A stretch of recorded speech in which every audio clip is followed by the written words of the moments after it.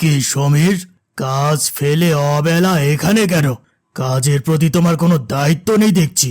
প্রধান সাহেব, আমার বউ মেয়ে 2 দিন ধরে একটা দানাও মুখে তোলেনি। ভালো মন্দ কিছু বাজার করতে পারি না টাকার অভাবে। আপনি যদি কিছু টাকা মাইনে দিতেন। ঋণের টাকা তো শোধ করতে পারিসনি এখনো, মাইনে দেব কিভাবে? কি কথা আর চুক্তি হয়েছিল তোর সঙ্গে মনে নেই? জি প্রধান সাহেব, মনে আছে। ঋণের টাকা যতদিন না শোধ হচ্ছে ততদিন আপনার খেতে বিনা পারিশ্রমিকে খাটব। সব তো মনেই আছে, তাহলে মাইনে চাচ্ছিস কেন? আমার জন্য চাচ্ছি না, আমার মেয়েটার জন্য। ছোট্ট একটা মেয়ে, খিদের জ্বালা কত সইবে। আগে তো গিন্নি অন্যের বাড়ি কাজ করে যা আনতো তাই দিয়ে সংসার চলতো। কয়েকদিন ধরে অসুখে ছাড়ছে না, তাই কাজে যেতেও পারছে না। এই, তোরা যা এখান থেকে, সমীরের সঙ্গে আমার গোপন কথা আছে।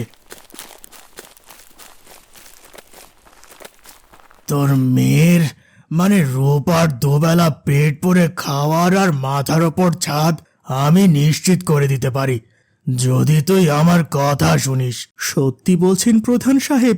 সত্যি? শুধু তোর মেয়ের না, তুই আর তোর গিন্নির সম্পূর্ণ দায় দায়িত্ব আমি নেব। শুধু একটাই চাওয়া আমার। কি চাওয়া বলেন? আমি আমার পরিবারের সুখের জন্য সব কিছু করতে পারি। আজ পর্যন্ত ওদেরকে সুখ দিতে পারলাম না। পুরুষ হিসেবে আমার চরম ব্যর্থতা। বলেন, আপনার জন্য কি করতে হবে?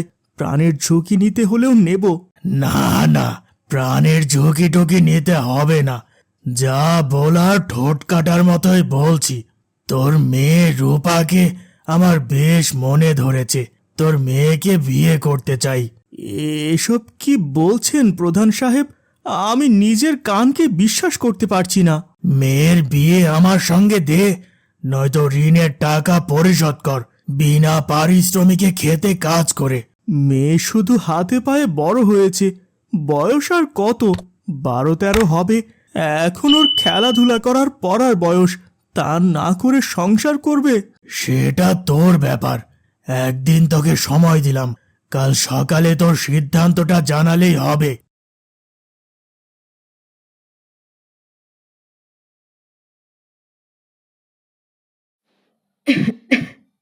সকাল থেকেই দেখছি মুখখানা ভার করে বসে আছো। কাজ থেকেও সকাল সকাল ফিরে এলে, কি হয়েছে বলবে কি? কি বলবো, কিভাবে বলবো তোমাকে বুঝতে পারছি না গিন্নি। কথাটা মনে করলে আমার বুক কাঁপছে। এত ভনিতা না করে কি বলবে সেটা বলো। তোমার কথা শুনে আমারও ভয় লাগছে। নতুন কোনো বিপদ এসে উকি দিল না তো? গ্রাম প্রধানের কাছে আর্জি নিয়ে গিয়েছিলাম। কি বললেন প্রধান সাহেব? ওনাকে কি বলেছো আমাদের অবস্থা? এতদিন তো আমি সংসার কোনো রকমে এ বাড়ি ও বাড়ি কাজ করে চালাতাম, কিন্তু ঘাটের মরা সব রোগের বাসা আমাতেই বেঁধেছে। সব কথা দিনের আলোর মতো পরিষ্কার করে বলেছি প্রধান সাহেবকে, কিন্তু এই যে পোড়া কপাল, শত কলসি পানি ঢাললেও পোড়াতেই থাকে। উনি বলেছেন শুধু পারিশ্রমিক নয়, আমাদের সবার দায়িত্বও নেবেন। সে কি গো, এ তো ভালো কথা। তুমি এমন ভাবে বলছিলে, আমি ভয় পেয়ে গেছি। সত্যি, প্রধান সাহেবের মন খুবই উদার। আহ, আগে পুরো কথাটা তো শুনবে। প্রধান সাহেব এর জন্য শর্ত দিয়েছেন। শর্ত? কিসের শর্ত? আমাদের রূপা মাকে প্রধান সাহেব বিয়ে করতে চান। ছি ছি ছি, কি বলছো এসব? প্রধান সাহেবের কি বুড়ো বয়সে ভীমরতি ধরেছে? বলেছেন মেয়েকে বিয়ে না দিলে ঋণ শোধ না হওয়া পর্যন্ত এইভাবেই বিনা পারিশ্রমিকে কাজ করে যেতে হবে। আহ, ঘরে একটা দানাও নেই, মাইনে না পেলে না খেয়ে মরতে হবে। মরণ যদি ভাগ্যে এইভাবেই লেখা থাকে সেটা খণ্ডাবে কে? কিন্তু মেয়েকে কখনো অমন পাষণ্ডের কাছে তুলে দেব না।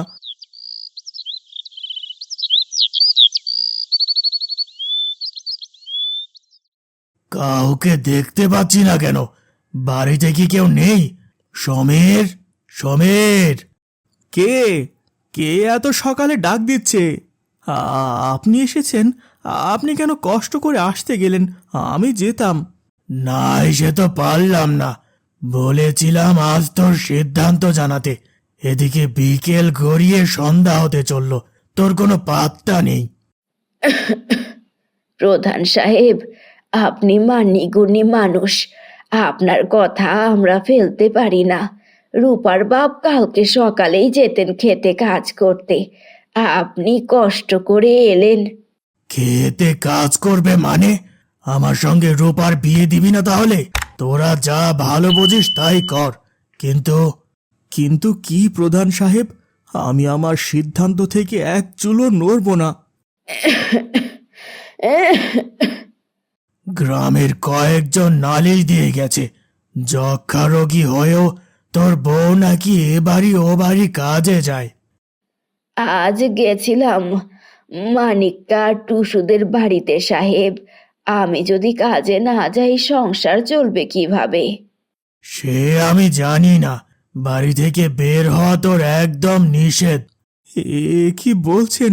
তাহলে তো না খেতে পেয়ে আমাদের মরতে হবে। এত বড় সুযোগ হাতছাড়া করলে তো উভয় দিকে বিপদ হবেই।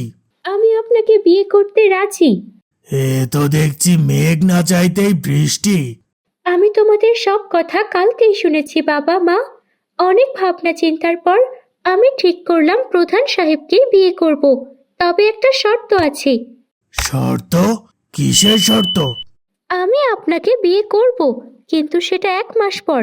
এই 1 মাসের মধ্যে যদি আমরা ঋণের টাকা শোধ করতে না পারি, তাহলে আমি আপনাকে বিয়ে করব। ঠিক আছে, এত বছরেও যা করতে পারোনি, সেখানে 1 মাসে কি করবে তোমরা? এসব কি বলছিস মা? 1 মাসে কখনো সম্ভব নয়। তোর কথা ফিরিয়ে নে। না বাবা, আমার উপর একটু ভরসা করো।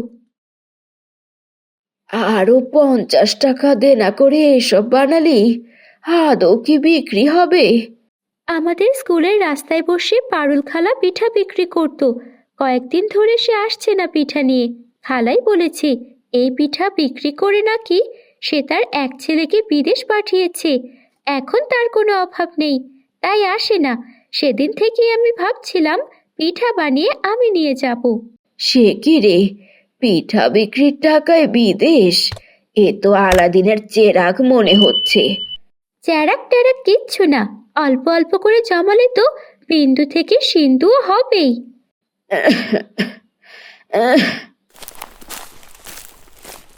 এখনো তো কোনো খদ্দের আসছে না। পারুল খালা এসে দিব্যি ভিড় জমে যেত এতক্ষণে।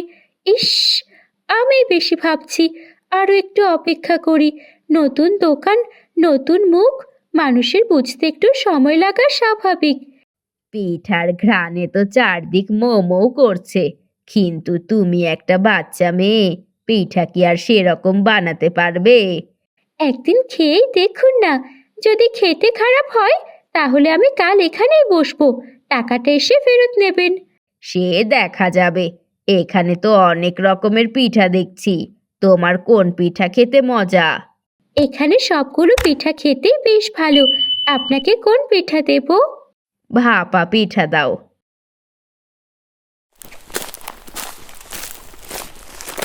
এই মেয়ে, পিঠাগুলো কি গরম আছে? পারুল খালা এখানে বসতো না? খালা কয়েকদিন হলো বসেন না, এখন থেকে আমি বসবো। ও, আমার মেয়ের জন্য 3 রকমের পিঠা দাও তো। আচ্ছা।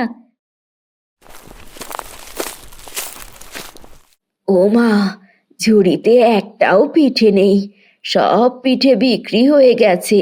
ভাবছি কাল আরো বেশি পিঠে নিয়ে যাব, কোনো খদ্দের যেন ফেরত না যায়। ঠিক আছে, আমি এখন থেকেই ঢেকিতে চাল গুঁড়ো করা শুরু করি, কাল যে আরো বেশি পিঠে লাগবে।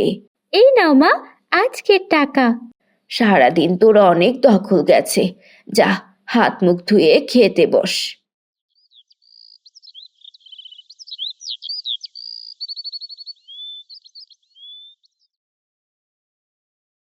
মা, এ তো দেখছি আমাদের ক্লাসের রূপা। তাই তো কাল স্কুলে সবাই বলা বলি করছিল। কি বলা বলি করছিল? পিঠা বিক্রি করা কি অপরাধ?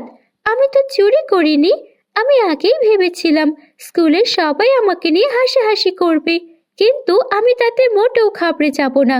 কালকে বড় স্যারও ফেরার সময় আমাকে নিয়ে গর্ব করেছেন। আমি তো কিছু বলিনি।